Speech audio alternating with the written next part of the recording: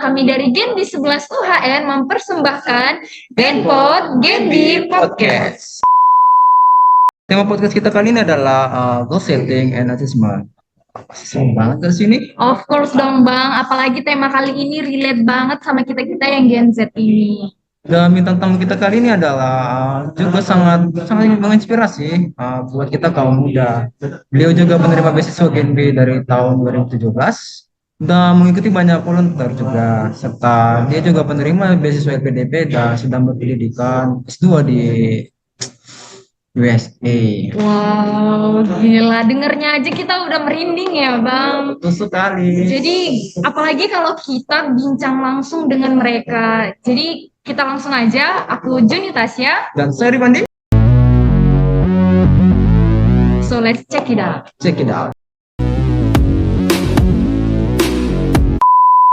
Selamat malam dari Indonesia dan selamat pagi dari Amerika, Kak Sita. Senang sekali bisa berbincang langsung dengan Kak Sita. Walaupun belum bisa ketemu langsung. Kak Sita, bagaimana kabarnya Kak? Di sana Kak? Oke, selamat pagi dari Wisconsin Madison. Saat ini pukul 3 menit sebelum pukul 8. Cuaca hari ini 4 derajat Celcius di luar, jadi cukup dingin.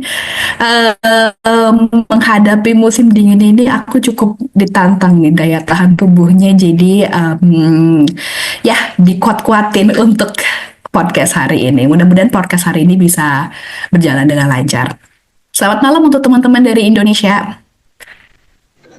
Malam Kak. Wah, seneng banget gak sih Bang kita bicara langsung dengan Kak Sita walaupun belum bisa bertemu dengan langsung.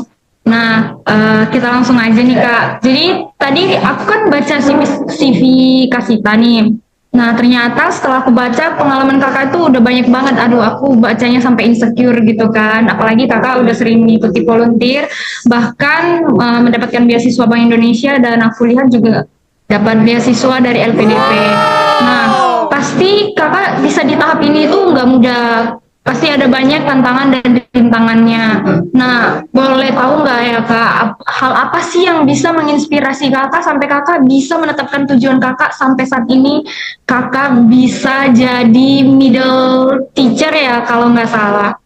Ya, jadi saat ini aku sendiri sedang belajar ilmu special education ya. Di University of Wisconsin Madison. Dan tadi pertanyaannya apa yang menginspirasi aku sehingga aku bisa menetapkan tujuan untuk menjadi special educator yang tadinya hanya mungkin middle school teacher gitu ya. Apalagi aku ini sebenarnya bukan dari latar belakang pendidikan di S1-nya gitu. S1-nya itu ekonomi. Jadi waktu itu yang menginspirasi adalah tentu ada ya situasi kehidupan yang berubah, jadi harus bermanuver. Tapi sebenarnya yang menginspirasi adalah pertanyaan ke diri sendiri, sebenarnya tujuan hidupku itu mau ngapain? Siapa yang mau dibantu dalam hidup ini gitu. Jadi itu pertanyaan besar yang aku tanyakan ke diri sendiri dalam bentuk self-reflection.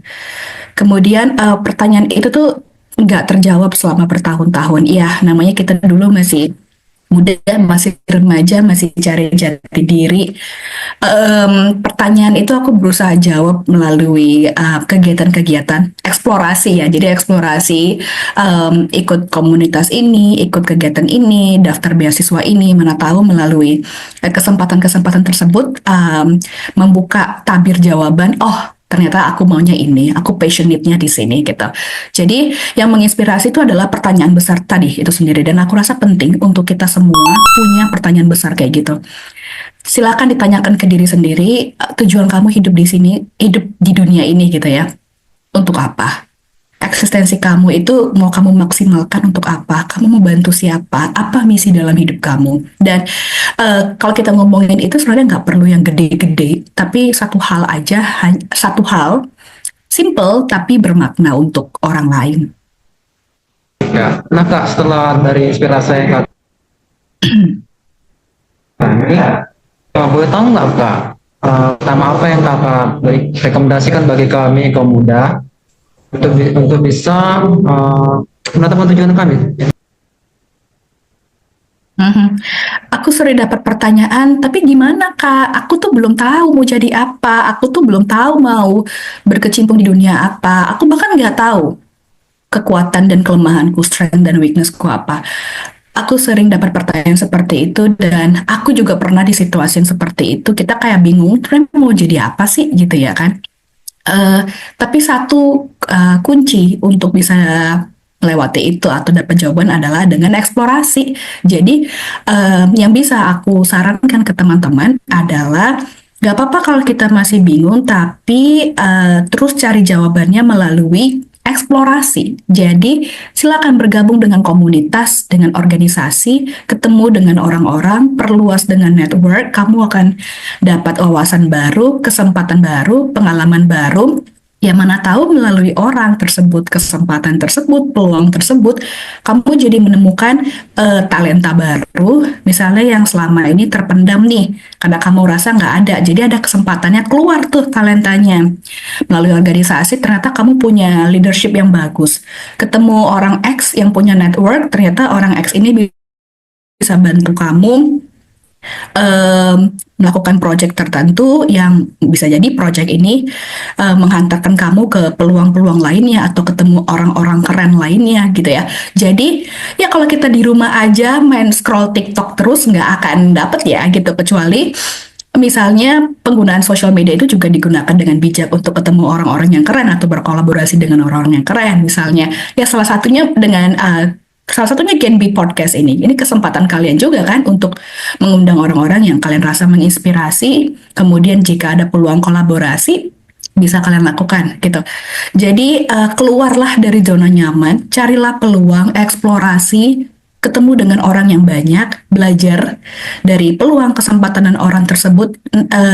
Percayalah dari satu pintu kesempatan orang itu akan mengantarkan kamu ke kesempatan-kesempatan lainnya. Dan ini sendiri yang udah aku rasakan. Perjalanan sampai ke sini itu ada perjalanan yang panjang, dimulai dari awal yang aku rasa juga nggak yakin bisa, tapi ketemu dengan orang-orang, mentor-mentor yang menghantarkan sampai ke sini itu luar biasa. Jadi eh, proses kita berkembang itu sebenarnya kesempatannya dibuka oleh peluang dan orang-orang lain juga gitu. Jadi kalau kita di rumah doang, kalau kita ke kampus terus pulang, kita nggak manfaatin, nggak maksimalin komunitas UKM yang ada di kampus, nggak menjalin hubungan yang baik dengan dosen, gitu ya.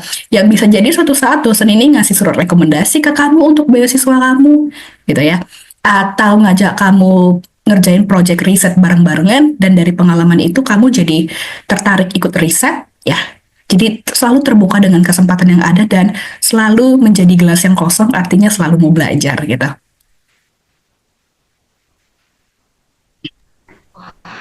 Keren banget Kak. Nah, tapi tadi kan Kakak bilang kita harus perluas networking seluas-luasnya dengan ikut organisasi, dekat dengan dosen gitu Kak. Nah, tapi seringkali kalau kita udah menetapkan tujuan kita nih, wah kayaknya aku nih jago di bidang bela diri nih, aku mau masuk organisasi taekwondo deh gitu. Tapi terkadang kita itu sering terombang-ambing tuh Kak. Kadang jadinya males gini-gini gitu. Nah, kira-kira apa ya yang harus kita katakan pada diri kita, atau menurut Kakak gimana cara kita biar bisa menjaga motivasi kita ini tetap berada pada tempatnya biar kita bisa tetap mencapai tujuan kita gitu Kak.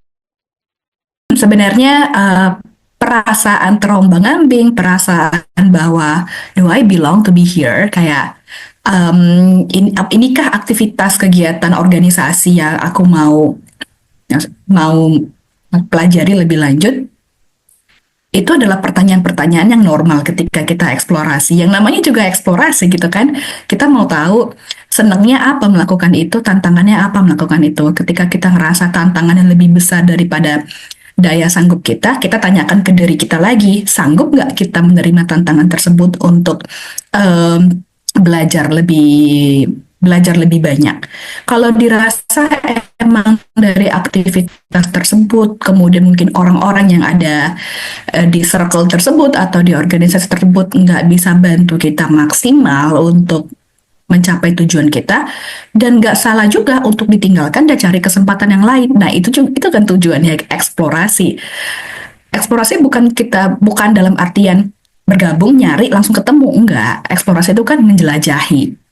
Dari 10, misalnya dari 5 komunitas, ternyata yang klop sama kita cuma di 2 komunitas ini nih, misalnya. Kita apply beasiswa misalnya, 3 beasiswa, ternyata yang cocok sesuai dengan kita nih yang satu ini nih. Itu gunanya eksplorasi, jadi cari kesempatan terbaik dari yang banyak.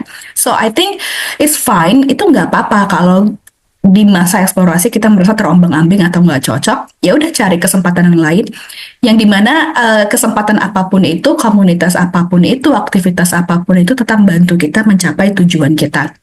Nah, kalau semisalnya dirasa ada tren atau ada pola inkonsistensi gitu ya, kita ganti-ganti terus, rasa nggak cocok terus. Nah, kalau udah di tahap tersebut, aku rasa kita harus tanyakan lagi ke diri kita. Inikah goals yang kita mau? Inikah tujuan yang kita mau? Apa sih yang bikin kita nggak betah terus di dalam proses untuk mencapai goalnya? Lah, bukannya ini tujuan yang kamu tetapkan sendiri, gitu. Satu hal emang yang sulit dalam menetapkan tujuan itu adalah konsistensi dan sabar dengan prosesnya, gitu. Jadi, kalau di aku sendiri, aku buat reminder, ini di kamarku juga aku tempelin sticky notes di dinding sebagai pengingat. Poinnya adalah whenever you are lazy or you are procrastinate, remember these points. 2 hal. 1, why you started. Yang kedua, how far you have become. Ketika kita merasa stuck, ketika kita udah mulai males, udah mulai leye-leye, udah mulai menunda-nunda, procrastinate, udah mulai males gitu ya. Ingatlah 2 hal ini. Kenapa kamu mulai? Yang pertama, why you started. Yang kedua, lihat sudah sejauh mana kamu berprogres. Kamu udah setengah jalan loh. Kamu udah 70% loh, tinggal dikit lagi. Masa mau nyerah udah tinggal 70%? Nah, jadi ini 2 poin yang aku tulis sebagai visual reminder ya, pengingat. Aku tempel di dinding kamar karena malas dan menunda itu sangat manusiawi, bisa menyerang siapapun. Bahkan ke aku yang, kalau aku bisa bilang, task managementku dan time managementku cukup baik, pun kadang-kadang bisa dihinggapi perasaan-perasaan tersebut. Jadi malas dan menunda itu wajar ketika kamu sadari gitu ya. Jadi ketika aku merasa udah stuck, males, oke, boleh rest sebentar, tapi nggak berhenti gitu. Istirahat, tapi bukan berhenti. Dan ingat, kenapa kamu mulai? Kan kamu sendiri yang mau tujuan ini. Dan lihat, kamu udah sejauh apa progresnya. Kamu udah setengah jalan, masa mau nyerah? Itu sih, mudah-mudahan tips yang sama bisa membantu teman-teman Gen B yang lainnya ketika berada di situasi yang sama. Terima kasih atas tips yang kakak berikan. Nah, kakak sampai kita ini udah pasti nggak lepas dari dukungan sosial nih kak. Boleh tahu nggak peran sosial yang ada di lingkungan kakak sehingga dapat mempengaruhi kakak sampai mencapai tujuan kakak ini? Dan bagaimana kakak membangun networking sampai bisa di Amerika belajar dan kerja di sana kak?